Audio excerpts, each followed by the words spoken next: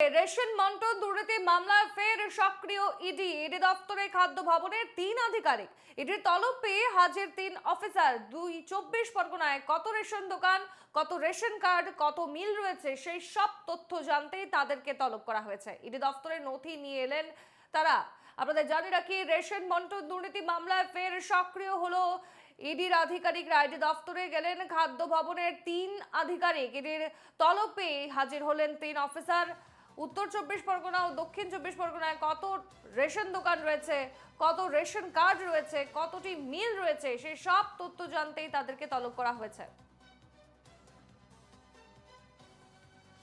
বিস্তারিত জানবো, টেলিফোন লাইনে রয়েছেন প্রতিনিধি বিধান নস্কর। বিধান, রেশন বন্টন দুর্নীতি মামলায় এবার খাদ্য ভবনে 3 আধিকারিক পৌঁছে গেছে। কত রেশন দোকান রয়েছে, কত রেশন কার্ড রয়েছে, কত মিল রয়েছে সমস্ত ব্যাপারে জানতে এবার তাদেরকে তলব করা হয়েছে।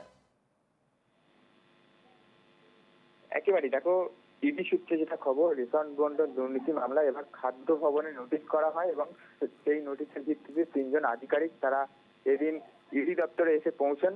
যেটা ইডি সূত্রে খবর যে এই যে 3 আধিকারিক যাদেরকে নথি নিয়ে ডেকে পাঠানো হয়েছে তাদের থেকে মূলত জানা হবে যে রাজ্যের কতগুলি রেশন দোকান রয়েছে বা কতগুলি মিল রয়েছে বা কতগুলি রাজ্যের রেশন কার্ড রয়েছে। এই সমস্ত বিষয় জানার পাশাপাশি কত রেশন ডিস্ট্রিবিউট করা হয় বা কত মানুষের কাছে পৌঁছয় এই রেশন তা কিন্তু জানার চেষ্টা করছে। তার কারণ রেশন দুর্নীতি মামলায় এর আগেই আমরা দেখেছি জ্যোতিপ্রিয় মল্লিক খাদ্যমন্ত্রী তৎকালীন, তাকে যেমন গ্রেপ্তার করা হয়েছে, পাশাপাশি বেশ কয়েকজনকে গ্রেপ্তার করা হয়েছে এবং রেশনের যে রেশন নিয়ে যে দুর্নীতি হতো সেই বিষয়টা একেবারে প্রাথমিক তদন্তে সেই তথ্যই উঠে এসেছে এবং এই সার্বিক তথ্য জানতে যে কত রাজ্যে কতগুলি রেশন কার্ড রয়েছে বা কতগুলি রেশন দোকান, কিভাবে সেখান থেকে রেশন ডিস্ট্রিবিউট করা হয় বা কত মানুষের কাছে পৌঁছয়, সেই সমস্ত বিষয়ে তথ্য নেওয়ার জন্যই কিন্তু নথি নিয়েই এই খাদ্য ভবন থেকে এই 3 আধিকারিক তাদেরকে ডেকে পাঠানো হয়েছে। সেই মতো কিন্তু নথি নিয়ে তারা এসেছে, তাদেরকে জিজ্ঞাসাবাদ করা হবে। পাশাপাশি যে নথি তাদের কাছে চাওয়া হয়েছিল সেই নথি সম্পর্কে একেবারে